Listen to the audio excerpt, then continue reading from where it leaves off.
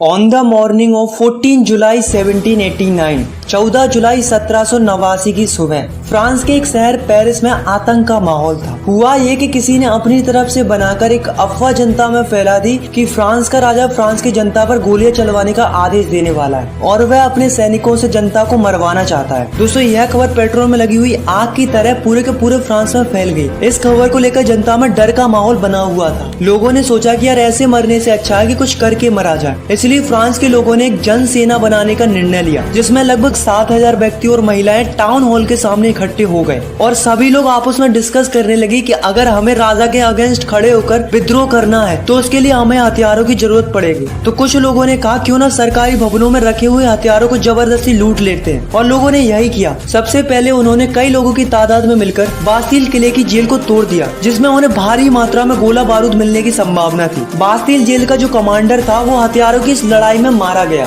और वहाँ उस जेल के हथियारों के साथ साथ वहाँ के कैदियों को भी छुड़ा लिया गया। दोस्तों, वो बात अलग है कि वहाँ पर 7 ही कैदी थे और इन सब ने मिलकर बास्तील किले को गिरा दिया और साथ में उस किले की कीमती वस्तुओं को बाजार में बेच दिया। इन वस्तुओं को उन लोगों ने खरीदा जो इस घटना को अपनी यादों के रूप में सजाना चाहते थे। दोस्तों, ऐसा नहीं है कि इस घटना के बाद फिर कोई घटना नहीं हुई थी, बल्कि इसके बाद कई दिनों तक पेरिस तथा देश के देहाती इलाकों में कई सारी लड़ाइयाँ हुई हैं, जिसका रिजल्ट ये निकला कि जनता रोटी, कपड़ा और मकान की बढ़ती कीमतों का विरोध करने लगी। बाद में फ्रांस के राजा को गिलोटिन से सर काटकर मार दिया गया। तो दोस्तों, ऐसा क्यों हुआ और कैसे हुआ, चलिए जानते हैं इस वीडियो में।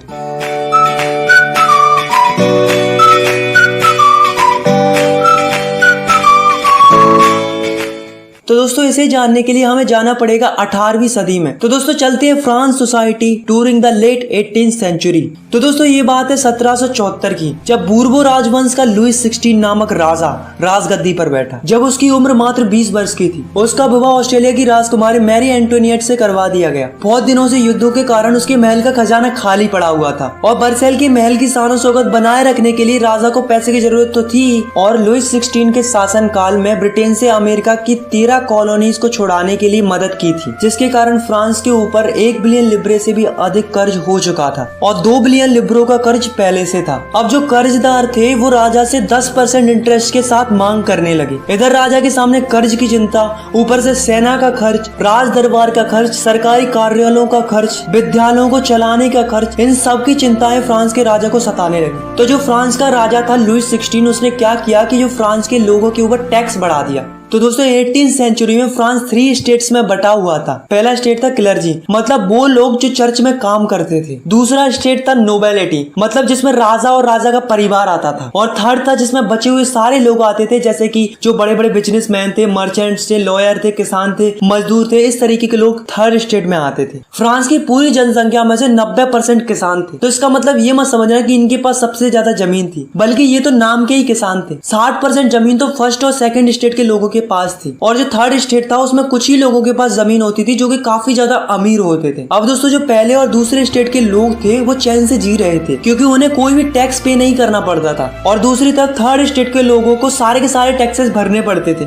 जैसे कि जो टैक्स किसानों के द्वारा चर्च में जाता था उसे हम टिथ कहते थे। ये टैक्स फसल का 10वां हिस्सा होता था और इसे धार्मिक टैक्स भी कहा जाता था। और तो और दोस्तों, राजा ने रोजाना उपयोग में आने वाली सामग्री पर भी टैक्स स्टार्ट कर दिया था, जैसे कि तंबाकू, नमक। तो दोस्तों, इस प्रकार राजा ने महल के सारे खर्च जनता के ऊपर डाल दिए थे और राजा उनसे जबरदस्ती टैक्स वसूलने लगा। और उसे भरते कौन थे? मात्र थर्ड स्टेट के लोग। तो दोस्तों, 1715 में फ्रांस की पॉपुलेशन थी 2.3 करोड़ और 1789 में फ्रांस की पॉपुलेशन बढ़कर हो गई 2.8 करोड़। तो आप देख सकते हो कि जो फ्रांस की पॉपुलेशन थी वो कंटिन्यूअसली बढ़ती जा रही थी। अब आप खुद ही सोचो, अगर पॉपुलेशन बढ़ेगी तो उनकी डिमांड भी बढ़ेगी, क्योंकि फसल की पैदावार तो उतनी ही थी, मगर पॉपुलेशन के बढ़ते लोगों को ज्यादा फूड की रिक्वायरमेंट थी। इसलिए फ्रांस के लोग भूखे मरने लगे, उन्हें खाने के लिए स्ट्रगल करना पड़ता था। इसके चलते पूरे फ्रांस में महंगाई बढ़ गई, गरीब और गरीब होते गए और अमीर होते गए। ऐसा नहीं है दोस्तों कि लोगों ने इसका विरोध नहीं किया, बल्कि विरोध किया था, बल्कि काफी बड़ा रिवोल्ट किया था, पर वो उतना इफेक्टिव साबित नहीं हुआ, क्योंकि लोगों के पास तब ना पैसा था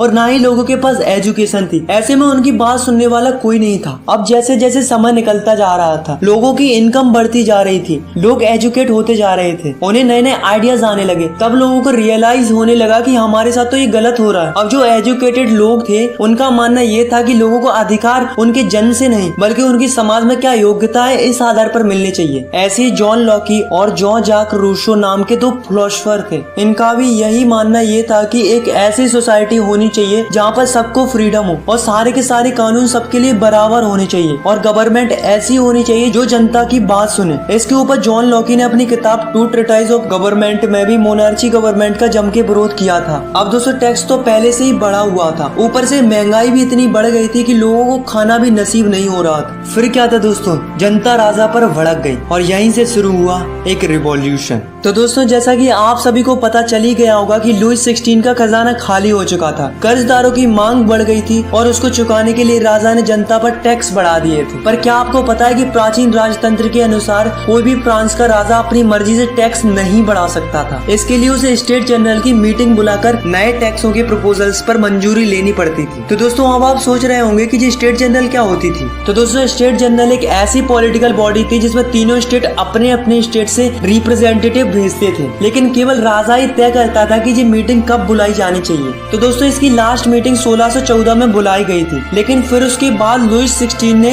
5 मई 1789 को नए टैक्स बढ़ाने के लिए मीटिंग बुलाई, जिसमें फर्स्ट और सेकंड स्टेट ने 300 रिप्रेजेंटेटिव भेजे और जो थर्ड स्टेट था उसने 600 रिप्रेजेंटेटिव भेजे। अब दोस्तों इस सभा में किसानों तथा कारीगरों को अंदर जाने की परमिशन नहीं थी। तो दोस्तों इन्होंने क्या किया कि 4000 पत्रों में अपनी शिकायतें और मांगे लिखकर असेंबली में भेज दी। लेकिन दोस्तों असेंबली के अकॉर्डिंग हर एक स्टेट को केवल एक एक वोट डालने का ही अधिकार था। पर अब की बार क्या हुआ कि जो थर्ड स्टेट के लोग थे उन्हें ये मंजूर नहीं था, क्योंकि वो चाहते थे कि पूरी की पूरी असेंबली वोटिंग करे, केवल 3 ही वोट पर फैसला नहीं दिया जाना चाहिए। लेकिन जो लुई 16 था उसे ये प्रस्ताव स्वीकार नहीं था। राजा ने इस थर्ड स्टेट के प्रपोजल को नहीं माना, जिसके कारण क्या हुआ कि जो थर्ड स्टेट के लोग थे वो निराश होकर असेंबली के बाहर चले गए और यही सभी लोग 20 जून को वर्साई के इंडोर टेनिस कोर्ट में जमा हुए। इन सब लोगों ने मिलकर एक डिसीजन लिया कि जब तक हम एक ऐसा कॉन्स्टिट्यूशन नहीं बना लेते जिसमें राजा के पास कम पावर हो, तब तक हम सब लोग मिलकर स्ट्रगल करते रहेंगे और राजा के खिलाफ लड़ते रहेंगे। उन्होंने अपने आप को एक नेशनल असेंबली घोषित कर लिया था। दोस्तों उस असेंबली के 2 लीडर बनाए गए, पहला था मिराबियू और दूसरा था एबे शियस। इन दोनों ने असेंबली को लीड किया। दूसरी तरफ फ्रांस में कड़ाके की ठंड पड़ रही थी, जिसके कारण क्या हुआ कि फ्रांस की जो अधिकतम फसल थी वो मारी गई। लोगों में भुखमरी इतनी बढ़ गई थी कि औरतों ने जबरदस्ती खाने पीने की चीजों को दुकानदारों से छीन लिया। यह देखकर राजा ने सेना को आदेश दे दिया कि तुम शहर में प्रवेश करो। जैसे ही सेना ने शहर में प्रवेश किया तो लोगों में हड़कंप मच गया।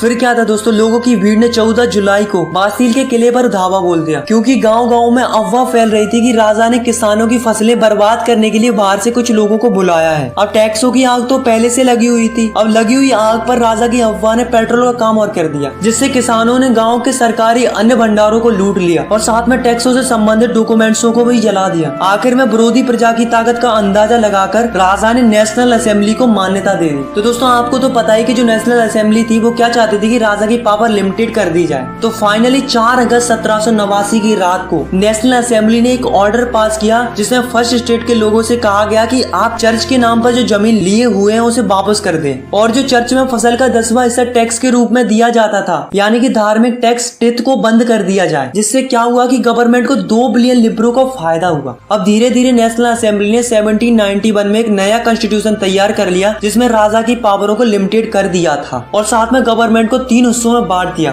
First legislative, second executive, third judiciary. पहली वो होती है जो कानून बनाती है, दूसरी वो होती है जो ये देखती है कि जो ये रूल्स बने हैं वो फॉलो हो रहे हैं या नहीं हो रहे हैं, और तीसरी वो होती है अगर कोई रूल्स फॉलो ना करे तो उसे सजा देने का काम कौन करती है? जुडिशरी करती है। अब दोस्तों देखते हैं कि 1791 में जो नया कॉन्स्टिट्यूशन बना था वो कैसा था। तो जो फ्रांस की टोटल पॉपुलेशन थी वो थी 28 मिलियन। उसमें से 4 मिलियन लोग ही ऐसे थे जो वोट डाल सकते थे और जिन्हें फ्रांस के लोग एक्टिव सिटीजन्स कहते थे। इसके अंदर वो लोग आते थे जो कि मेल हो और उनकी उम्र 25 साल से ज्यादा हो और जो गवर्नमेंट का टैक्स भी भरते हो। और 3 मिलियन लोग ऐसे थे जिन्हें फ्रांस में पैसिव सिटीजन्स कहते थे, जो कि वोट नहीं डाल सकते थे, जैसे कि बच्चे, औरतें, और वो लोग आते थे जिनकी उम्र 25 साल से कम हो। हो। अब जो एक्टिव सिटीजन थे वो वोट डालकर एक जज चुनते थे और साथ में 50,000 इलेक्टर्स चुनते थे। अब जो 50,000 इलेक्टर्स थे उन्हीं में से 745 मेंबर नेशनल असेंबली के लिए बनते थे और जो 745 मेंबर थे वही राजा पर कंट्रोल रखते थे। अब राजा के पास केवल एक ही पावर थी, वो थी वीटो पावर, जिसका मतलब होता है कि राजा की मर्जी के बगैर कुछ नहीं होगा। और जो नेशनल असेंबली थी वही मंत्रियों को कंट्रोल भी करती थी। तो ये जो कॉन्स्टिट्यूशन बना था इसके अकॉर्डिंग लोगों को कई सारे अधिकार मिले, जैसे कि right to life, freedom of speech, freedom of opinion and equality before law.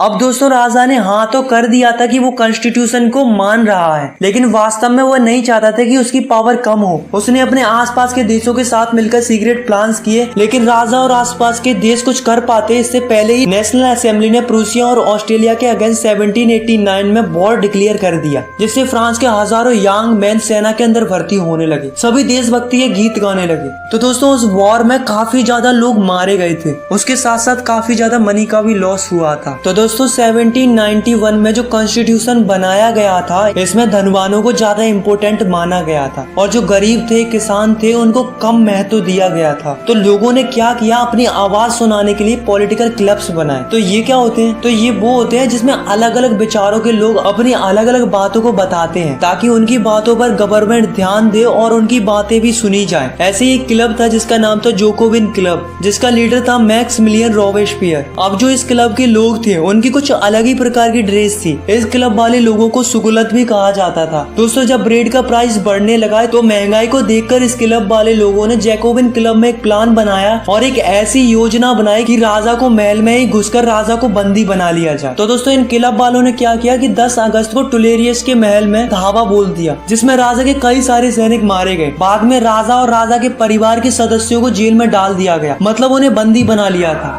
और फिर नेशनल असेंबली ने चुनाव कराए। फाइनली 21 सितंबर 1792 को राजाशाही राजतंत्र का अंत कर दिया गया और फिर मोनार्ची सिस्टम खत्म हुआ और एक नया रिपब्लिक सिस्टम यानी कि वोट डालने का सिलसिला शुरू हुआ। अब जो फ्रांस था वो एक रिपब्लिक कंट्री बन चुका था और जो लुइस 16 था जो बंदी बना लिया गया था उसे राजद्रोह के आरोप में मौत की सजा सुना दी गई। फाइनली 21 जनवरी 1793 को प्लेस दी कॉन्कार्ड में राजा को ग्लोटिन से सर काट कर मार दिया गया और सबको वोट डालने का अधिकार मिल गया। अब जो जोकोविन क्लब की जो सरकार थी यानी कि रोबेस्पियर की सरकार, वो क्या करने लगी कि फ्रांस में जो भी गणतंत्र के खिलाफ होता, चाहे वह उसकी स्वयं की पार्टी का ही क्यों ना हो, उसे जेल में डालकर मुकदमा चलाया जाता था और दोषी पाए जाने पर गुलोटिन पर चढ़ाकर उसका सर कलम कर दिया जाता था। पर जो जैकोबिन क्लब था उसने कम काबिल तारीफ किया था, वो थी एबोलिशन ऑफ स्लेवरी। तो ये स्लेवरी क्या थी, तो दोस्तों फ्रांस की जो कॉलोनी थी कैरिबियन में, Martinique, Guadeloupe and San Domingo, तो यहाँ से क्या होता कि कई सारी चीजें इंपोर्ट होकर फ्रांस के अंदर आती थी, जैसे कि तंबाकू, इंडिको, शुगर, कॉफी। तो इस तरीके की चीजें यहाँ से फ्रांस के अंदर आती थी। पर प्रॉब्लम क्या थी कि इन चीजों को बनाने के लिए वहाँ पर कई सारी लेबर्स की जरूरत पड़ती थी और यहाँ से काम करने के लिए वहाँ जाने के लिए कोई तैयारी नहीं था। तो इसके लिए जो फ्रांस के ट्रेडर्स होते थे वो क्या करते थे, पहले तो ट्रेडर्स फ्रांस से निकलते थे और अफ्रीकन कोस्ट तक जाते थे और फिर वहाँ से लोगों को खरीदा जाता था और उन्हें हाथों में हथकड़ियां डालकर अटलांटिक महासागर से होकर करेबियाई देशों तक ले जाया जाता था। वहाँ पर उनसे जबरदस्ती काम कराया जाता था।